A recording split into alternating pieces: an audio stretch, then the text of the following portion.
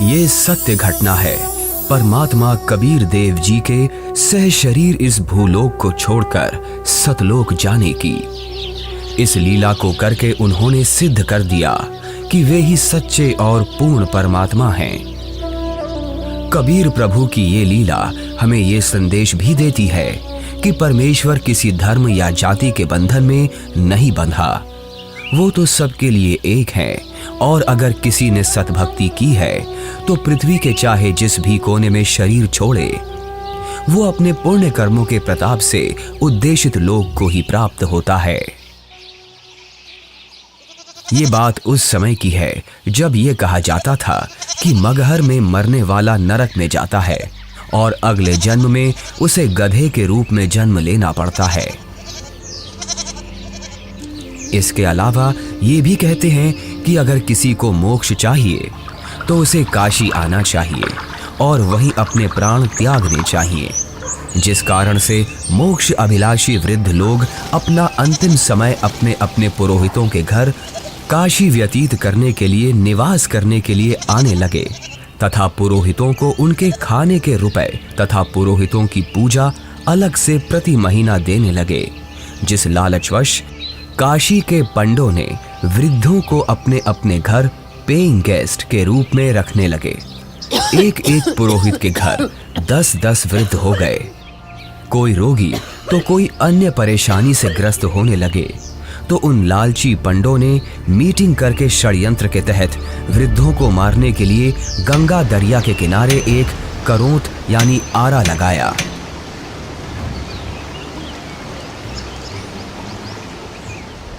भ्रम फैलाया गया कि जो शीघ्र स्वर्ग जाना चाहता है तो इतने रुपए पूजा, जो उस समय की अधिकतम राशि थी, जमा कराओ। श्रद्धालुओं ने वृद्धावस्था के दुख से छुटकारा पाने के लिए तथा स्वर्ग जाने की भावना से वह महंगी फीस भी देने लगे। उन पंडों ने आदमियों का आरे से गर्दन काटने का पाप सिर पर ले लिया। पंडों के षड्यंत्र पर विश्वास करके वृद्ध अपने बेटों से काशी में प्राण त्यागने के लिए आग्रह करने लगे। लेकिन पिताजी, अभी आपकी और माँ की आयु ही क्या है? अभी तो आपको अपने पोतों का ब्याह देखना है, उनकी संतानों को अपनी गोद में खिलाना है। देख बेटा, जिंदगी जीने का लालच तो कभी खत्म नहीं होता, और वैसे भी अपने जीवन में हमने अपनी सारी जिम्मेदारियों को पूरा कर लिया। अब जब भगवान के पास जाना ही है तो देर क्यों करना? हमें काशी में पवित्र करौंत लेने में स्वर्ग की प्राप्ति होगी। लेकिन पिताजी, काशी में लगे उस करौत के नीचे आकर मरना तो आत्मदाह हुआ ना? अगर उस आत्मदाह से ईश्वर मिलते हो तो क्यों ना आत्मदाह किया जाए? और वैसे भी यहाँ मगहर में मरने से तो हमें मोक्ष मिलेगा नहीं। अगर हम यहाँ मरे तो अगले जन्म में हमें गधे के रूप में जन्म लेना पड़ेगा। क्या तू चाहता है कि तेरे माता पिता का अगला जन्म गधे के रूप में हो? जितनी जल्दी हम काशी जाकर करौंत के नीचे मरेंगे उतनी जल्दी ही मोक्ष मिलेगा। लेकिन पिताजी। बस बेटा, तू हमारे साथ काशी चलकर वहां हमारी करौंत के नीचे आकर प्राण त्यागने की व्यवस्था कर दे। रामशंकर अपने माता पिताजी के साथ काशी के घाट पर पहुंचते हैं। वो उस घाट पर भी पहुंचे जहां करौंत लगा हुआ है। करौंत से थोड़ी दूर पर ही खड़े होकर वो सभी देखते हैं कि गंगा नदी के किनारे करौंत वाली जगह है, उसका हैंडल करौंत से थोड़ी दूर पर एक मंदिर के पास है जो गुप्त है। हे ब्राह्मण, मुझे भी मोक्ष को प्राप्त करना है। ये काशी है और यहाँ मरने वाला हर व्यक्ति मोक्ष के लिए ही आता है। लेकिन मैंने अपने जीवन में बहुत सारे पाप कर्म किए हैं। इससे कोई फर्क नहीं पड़ता है कि मरने वाला व्यक्ति पापात्मा है या पुण्यात्मा। काशी में मरने वाला हर व्यक्ति स्वर्ग को जाता है और मगहर में मरने वाला हर व्यक्ति नरक को प्राप्त करता है। ठीक है, मुझे भी इस आरे के नीचे आकर स्वर्ग जाना है। 50 मोहरें लगेंगी। ये लो। ठीक है, तुम तख्त पर लेट जाओ। मैं भगवान से प्रार्थना करता हूँ कि वो आपको स्वर्ग में जगह दे। हे परमात्मा, इस आत्मा को अपने चरणों में स्वर्ग में स्थान देना। बहुत सारे लोग मोक्ष के लालच में पैसे देकर आरे से कट रहे थे। कुछ माता पिता अपने पुत्रों से अनुरोध कर रहे थे कि हमें भी आरे से कटवा दो ताकि हम जल्दी स्वर्ग चले जाएं। इस प्रकार रामशंकर भी लाइन में लगकर करौंद के पास आता है और अपने पिताजी को करौंद पर गर्दन रखते हुए देखता है। तभी पंडा इशारा करता है। दूसरा पंडा हैंडल घुमाता है, लेकिन हैंडल उलझ जाता है। थोड़ी देर बाद पंडा कहता है कि अभी भगवान ने आपकी कुर्बानी स्वीकार नहीं की है, कुछ दिन बाद फिर से आना। तभी हैंडल घुमाने वाला पंडा करौंद को ठीक करके इशारा करता है कि अब करौंद ठीक है, अगले का नंबर लगाओ। इस तरह फिर उनकी माता का नंबर आता है। उनकी गर्दन कट जाती है।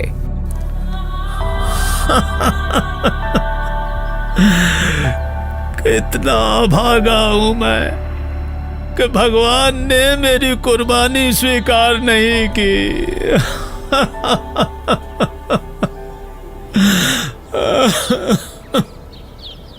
कबीर परमेश्वर जी इस भ्रम को दूर करना चाहते थे कि सच्चा भक्त किसी भी स्थान पर प्राण त्यागे वह उद्देशित लोक को प्राप्त होता है। सत्य कर्मों, पुण्य कर्मों को करने वाला व्यक्ति, सत्य साधना करने वाला व्यक्ति संसार के चाहे जिस कोने में भी शरीर छोड़े और चाहे जैसे छोड़े, वो अपने पुण्य कर्मों के प्रताप से ईश्वर के पास चला जाता है, नरक नहीं जाता। लेकिन दुष्कर्मों को करने वाला इंसान चाहे जहां भी मरे, चाहे काशी हो चाहे मगहर, उसे नरक की ही प्राप्ति होती है। सतलोक को प्राप्त करने के लिए पुण्य कर्म जरूरी हैं, ना कि काशी क्रोध के नीचे मरना। कबीर जी क्षमा कीजिए, लेकिन हम इस बात से सहमत नहीं हैं। ये पुण्य कर्मों को करने वाला व्यक्ति चाहे काशी में मरे या मगहर मरे, उसे स्वर्ग की ही प्राप्ति होगी।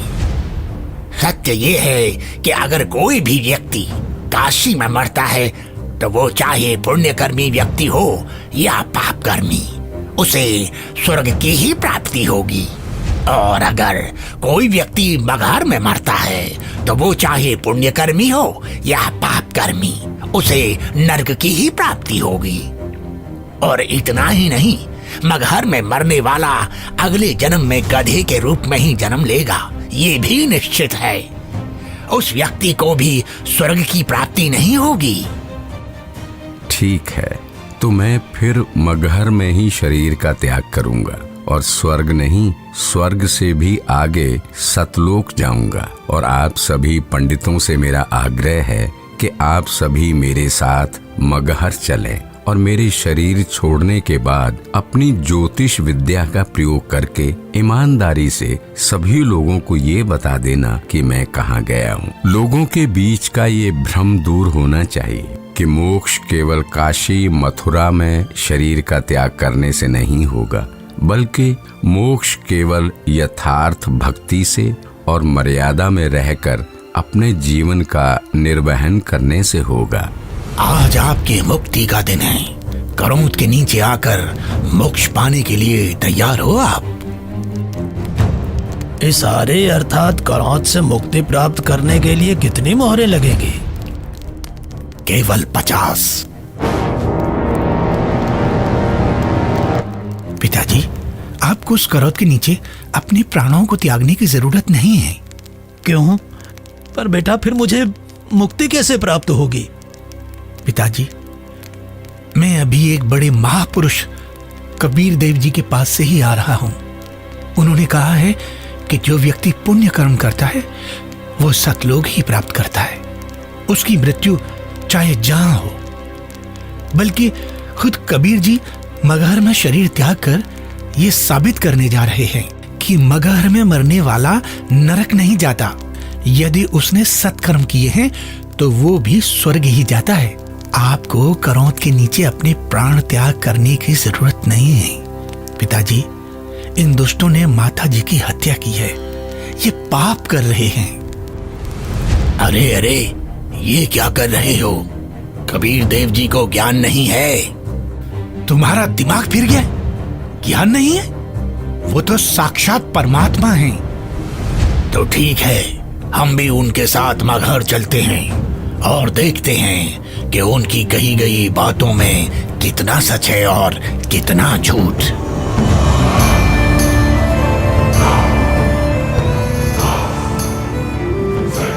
वीर देव सिंह बघेल जी की जय। महाराज, हमें ज्ञात हुआ है कि कबीर देव जी अपने शरीर का त्याग करने के लिए मगहर जा रहे हैं, लेकिन हमने सुना है कि मगहर में जो भी अपने शरीर का त्याग करता है उसे कभी स्वर्ग की प्राप्ति नहीं होती है। कबीर देव जी तो साक्षात परमेश्वर हैं और वो शरीर का त्याग चाहे जहां करें।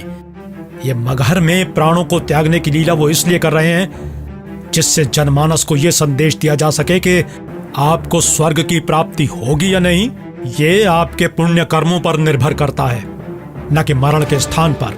हमें कबीर देव जी के साथ जाना चाहिए। हाँ, हमें सिर्फ जाना ही नहीं है, अपितु कबीर देव जी के शरीर त्याग देने के बाद हमें उनके शरीर की रक्षा भी करनी है, जिससे उनका हिंदू धर्म विधि से अंतिम संस्कार किया जा सके। क्योंकि अगर हमने उनके शरीर की रक्षा नहीं की तो वो मुस्लिम उनके पार्थिव शरीर पर कब्जा करके उन्हें दफना देंगे। परमात्मा कबीर देव जी केवल हम हिंदुओं के भगवान हैं, उन मलेच्छ मुस्लिमों के नहीं। इसलिए हम आपको आदेश देते हैं, तुरंत ही सेना को हमारे साथ चलने को तैयार किया जाए। कबीर देव जी मगहर के लिए प्रस्थान करते हैं। वो नदी के किनारे से होकर गुजरते हैं, जंगल से गुजरते हैं। दिखता है कि उनके पीछे काफी सारे भक्त भी जा रहे हैं। कबीर प्रभु के साथ हिंदू और मुसलमान दोनों धर्मों को मानने वाले भक्त हैं। काशी के करौंत का समर्थन करने वाले पंडे हैं, विद्वान पंडित जिनके साथ सालिक राम भगवान की मूर्ति है, और बड़े बड़े टीका चंदन लगाने वाले पंडित जिनके साथ काफी सारी पुस्तकें हैं, वो भी कबीर प्रभु के साथ हैं। रामशंकर और उसके पिता भी कबीर प्रभु के साथ हैं। तभी उनके पीछे वीर देव सिंह की सेना भी आ जाती है। वीर देव सिंह कबीर देव जी को प्रणाम करते हैं। कबीर प्रभु के पीछे काफी सारे भक्त और सेना भी चल रही है। कबीर प्रभु चलते रहते हैं और जो भी कबीर प्रभु को जाते हुए देखता है उनके पीछे चल देता है।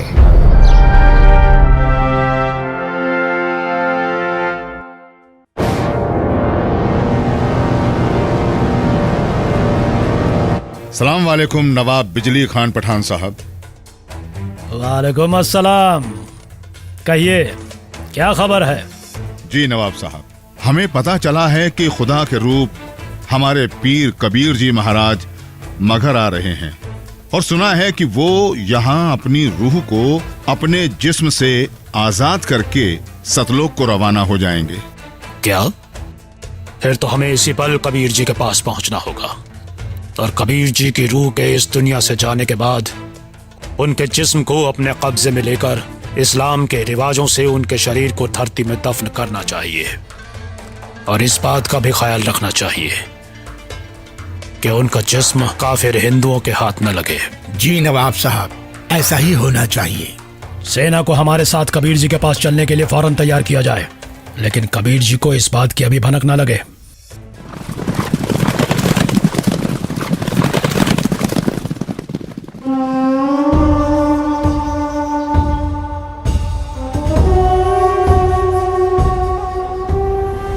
लगता है कबीर जी के जिस्म को पाने के लिए काशी नरेश वीर देव सिंह भी अपनी सेना लेकर आया है, लेकिन हमें किसी भी हालत में इन हिंदू काफिरों को कबीर जी के जिस्म को पाने नहीं देना है।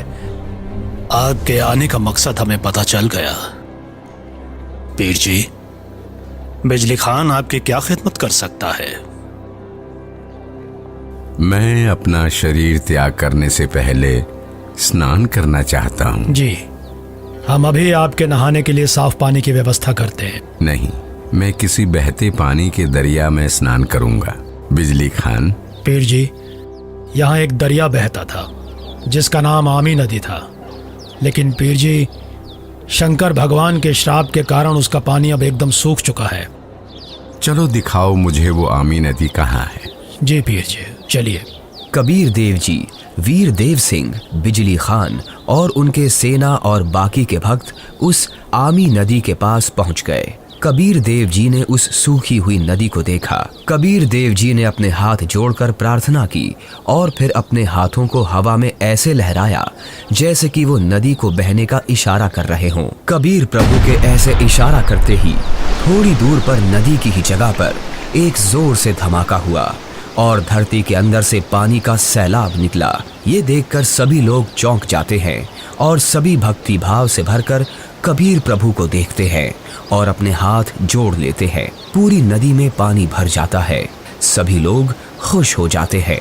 कबीर प्रभु की जय, कबीर प्रभु की जय, कबीर प्रभु की जय। आदेश दें प्रभु। हुक्म दे मालिक। मुझे 2 सफेद चादरें चाहिए, एक बिछाऊंगा और एक ओढ़ूंगा। जो आज्ञा प्रभु। इसी क्षण 2 सफेद चादर यहाँ लाई जाएं। कोई और आदेश दें प्रभु। बिजली खान, तुम सेना किस लिए लाए हो? वीर देव, तुम किस लिए सेना लाए हो? प्रभु जी, हम आपके शरीर को इतना मलिच्छ मुसलमानों के हाथ नहीं लगने देंगे। इन्होंने अगर आपके शरीर को छू तक भी लिया तो इनमें से कोई भी जीवित नहीं बचेगा। हम आपका अंतिम संस्कार हिंदू रीति रिवाजों से करेंगे। तो हमने भी चूड़ियां नहीं पहन रखी हैं। हम भी अपने अल्लाह के स्वरूप पीर कबीर जी का जिस्म हिंदू काफिरों को नहीं देंगे और इस्लामी तरीके से पीर जी का शरीर को दफन करेंगे। और अगर ऐसा नहीं हुआ तो इसका अंजाम बहुत बुरा होगा। हम वीर देव की सेना से युद्ध करके आपका शरीर प्राप्त करेंगे, लेकिन अंतिम संस्कार हम मुस्लिम तरीके से ही करेंगे। मुझे नहीं पता था कि तुम सब मेरी शिक्षाओं को इतना ही समझ पाए हो। 120 साल हो गए मुझे तुम सब लोगों को समझाते हुए, फिर भी इतना ही समझ पाए हो। मुझे इतना ही जाना है तुम सब ने। आज भी तुम एक ना होकर हिंदू मुसलमान बनकर अलग अलग खड़े हो। मेरी चेतावनी है, अगर तुम लोगों ने आपस में झगड़ा किया तो ठीक नहीं होगा। तुम दोनों एक ही परमात्मा की संतान हो। तुम दोनों अलग अलग ना होकर एक ही हो। हम सबको एक साथ रहना है। मेरे सतलोक गमन के बाद इन चादरों में तुम्हें मेरा शरीर नहीं मिलेगा। एक चादर तुम हिंदू ले लेना और एक चादर तुम मुसलमान, और इन चादरों में जो भी चीज मिले उसे आपस में आधा आधा बांट लेना। आपस में लड़ाई नहीं करना, नहीं तो गृह युद्ध छिड़ जाएगा। मेरे जाने के बाद आपस में झगड़ना मत, ये मेरा आदेश भी है और विनती भी। कबीर प्रभु का शरीर मैं किसी को नहीं दूंगा। कबीर प्रभु के जिस्म को छोड़ने के बाद मैं इनके शरीर को अपने कब्जे में लेकर ही रहूंगा। अब मैं चलता हूं।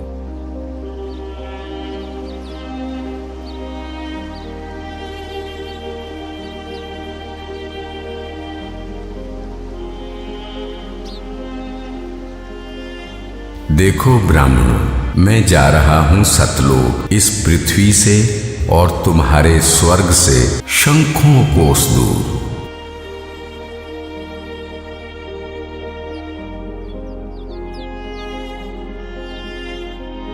उठा लो पर्दा, इसमें नहीं है मुर्दा, इस चादर को उठाओ। जैसे ही वीर देव और बिजली खान दौड़कर वो चादर उठाते हैं तो कबीर देव जी की जगह उनके ही वजन के बराबर शरीर के आकार के सुगंधित फूल, गुलाब, गेंदा, गुड़हल आदि रखे हुए हैं।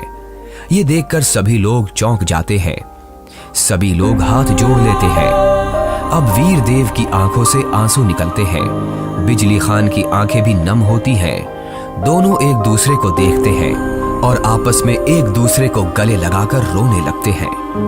दोनों सेनाओं के सिपाही भी एक दूसरे को देखते हैं। वहां खड़े ब्राह्मण लोगों की भी आंखों से आंसू गिरने लगते हैं। रामशंकर और उसके पिता के भी आंसू गिरते हैं।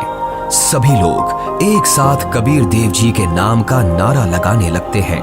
कबीर प्रभु की जय, कबीर प्रभु की जय।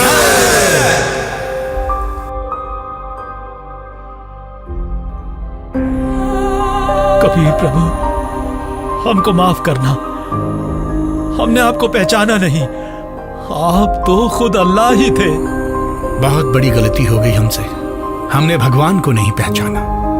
कबीर प्रभु की बात हमने नहीं मानी। अब हम सब एक होकर रहेंगे और उनकी कही सारी बातें मानेंगे। या अल्लाह, माफ कर हमें। भगवान माफ करो हमें। कबीर भगवान हमें माफ करो। भगवान हमें माफ करो।